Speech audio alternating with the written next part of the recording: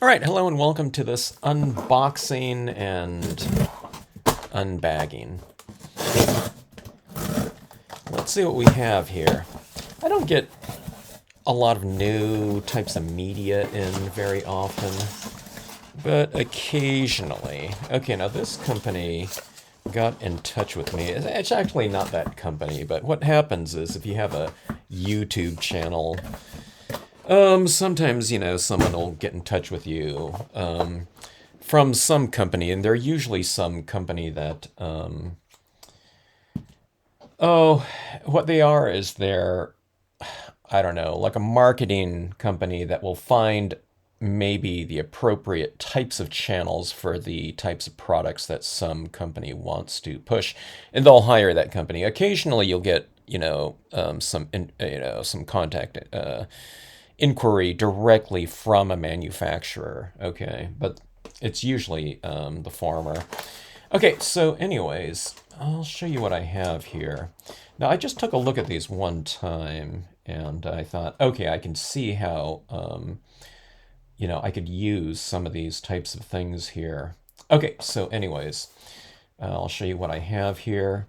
Um, Color luminous chunky glitter. Okay, let's see. Warning tips: the brightness and luminous time of the glitter are related to the light absorption time. Glow in the dark glitter right here. Okay, I think. Now, I've been doing a lot of things with different types of, I don't know, lighting types of effects in terms of reflective foils. We have the holographic types of sticker papers, holographic glitter, all kinds of different types of surfaces lately. Okay, lately, I'm talking about over the last couple of years, we have reflective foils and things like that. I'm totally into these types of things these days. Okay, so what we have here is a collection of these different colors of glitter, okay? And it's a set of 18. That sounds pretty exciting to me. I can't imagine these are going to be like super glow in the dark. But we'll give them a test at some point in time. Actually, if I had time, I could flip off the lights here, but I'll utilize these in. I can't show it here. So my lights are just too bright, but there's all kinds of different colors here, which is pretty exciting about this type of set right here because I can utilize them with different color schemes. Okay, so all right, so I've been doing these desert types of images right here, and I can have, I think I just got a little piece of glitter right there. I can have different types of glitter, like in the sandy areas or something like that. I I have glitter all over me. One of the dangers of utilizing glitter is it gets all over the place, but uh, so be it. Okay, so anyways, I can use things like this and here. This one's like kind of a bluish color scheme, but I can envision myself maybe if I like this type of thing, getting a little bit of this reflective type of substance in some targeted areas. Maybe not so much in this scene right here, but let's say if I had. As I look at something like this, I can envision myself utilizing some of this, like in a shoreline kind of sandy area. Okay, you're saying, wait a minute, Kevin. That this blue one doesn't look like sand. Well, what I'm doing, like I don't know, an aqua looking, lavender sky or something like that. I often have that same color reflecting down in my shoreline. I have some rocky types of effects, usually with something like the Tiny Rock Small here. But I can utilize some of this, and this would be really reflective in the light, not slathered in that lower section there, but just kind of sprinkled a little bit here and there. So we would get more of that. What I've been doing, I'm doing kind of a representative,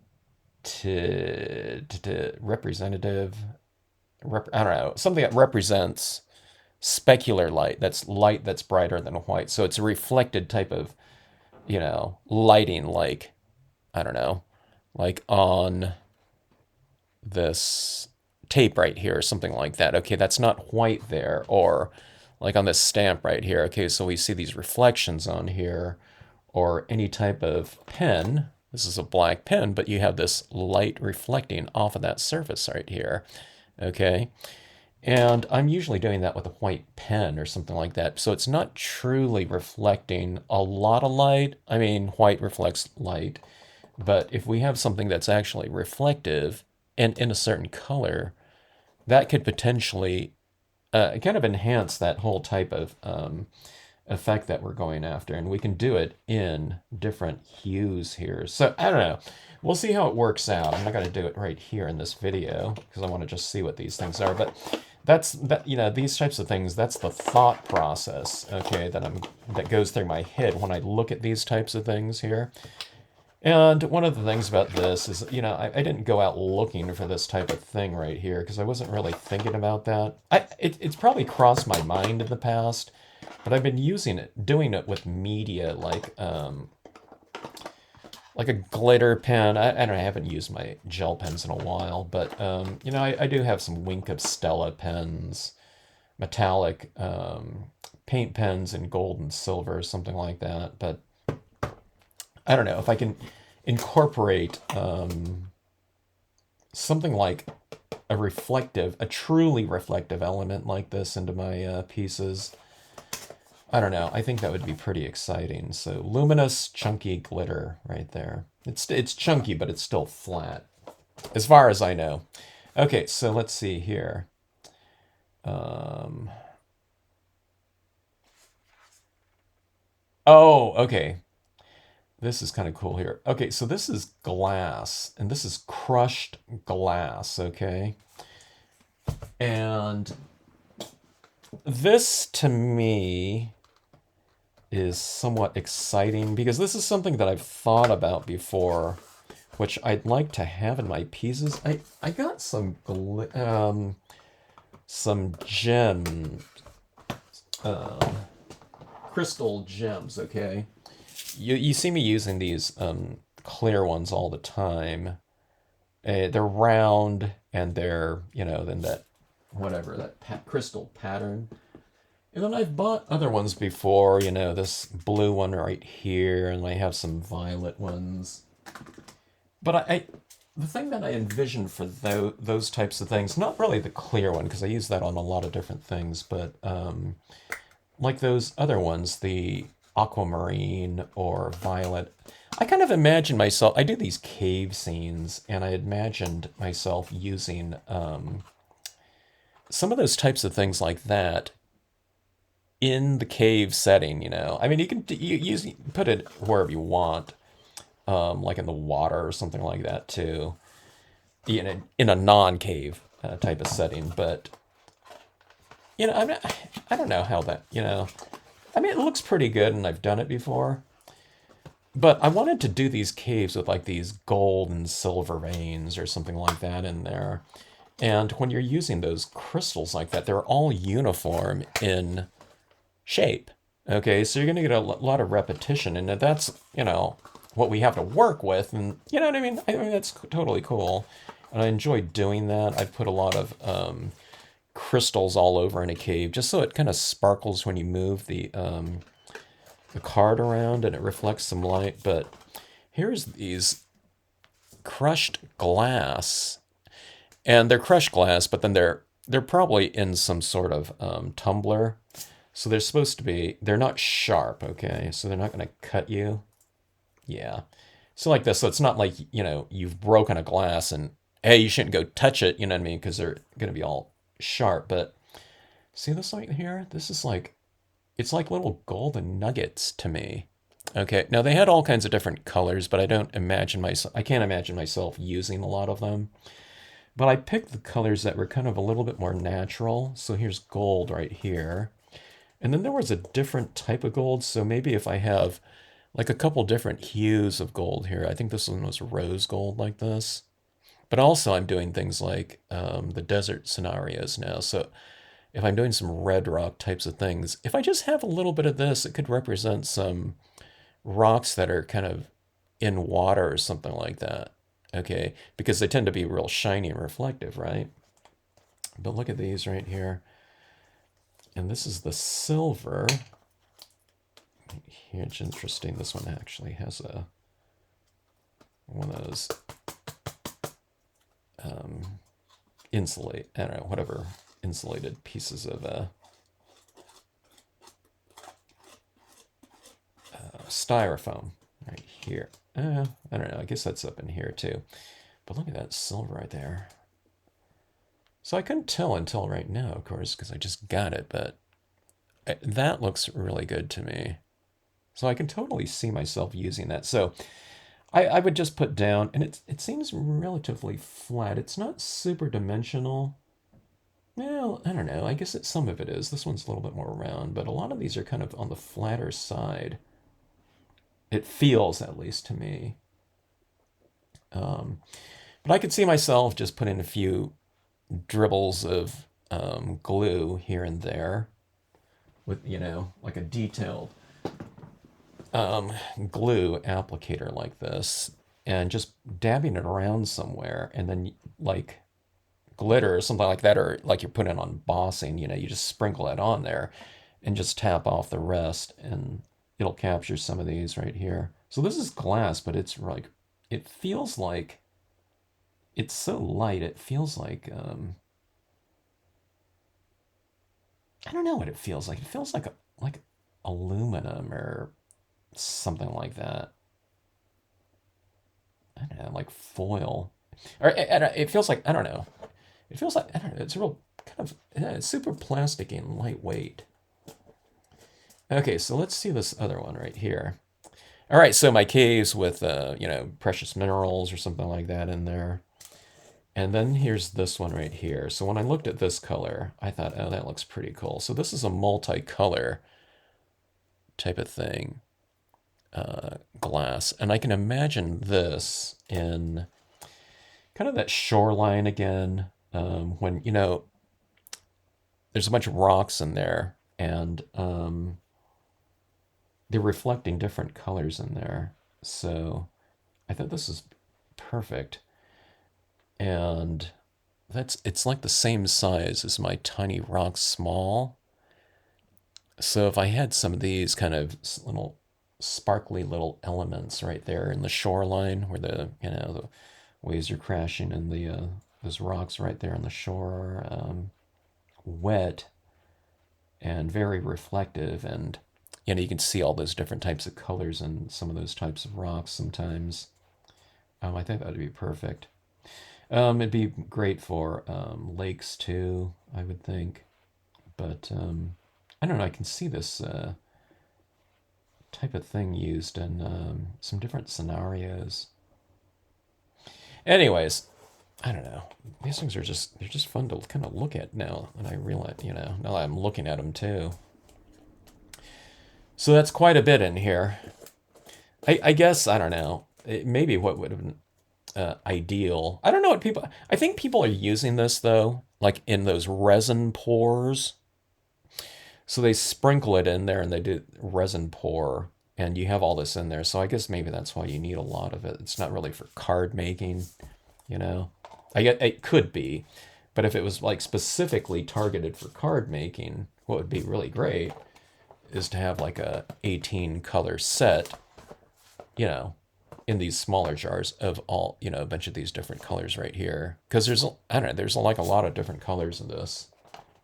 But these are the ones right here that really stood out to me initially, are these golden ones, the metallics like this.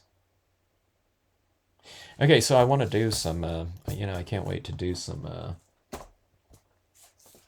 cave scenarios, or just, I don't know, stuff to test this type of thing out. If you've watched my videos in the past or heard some of my comments, one of the things that I was talking about, or I've been talking about for a really long time, is scenic stamping is really, it's the perfect type of scenario, card making scenario, for three-dimensional types of applications. So this isn't going very three-dimensional or something like that. If you glue one of these pieces down, it's almost like it has the height of maybe if you embossed something or something like that. So it's not, we're not talking about this making something like super dimensional or coming off the page, but we can still get enough of that relief of the object that it is, a little bit more dimensional. Okay, let's see what we have here. Okay, so glow powder set of 12 right here. Okay, so this is glow powder. That other one, this might not have been glow in the dark. I think this one's just this is just glitter, I think.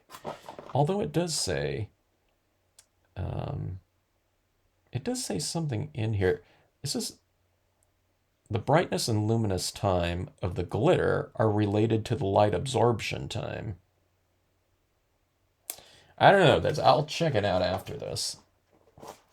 I'll put it in the description area if it was indeed glow in the dark. Okay, now these ones look more like, the true glow in the dark types of things right here. Okay, so these are glow in the dark powders right here. And there's different colors of them. I don't know if you can see that.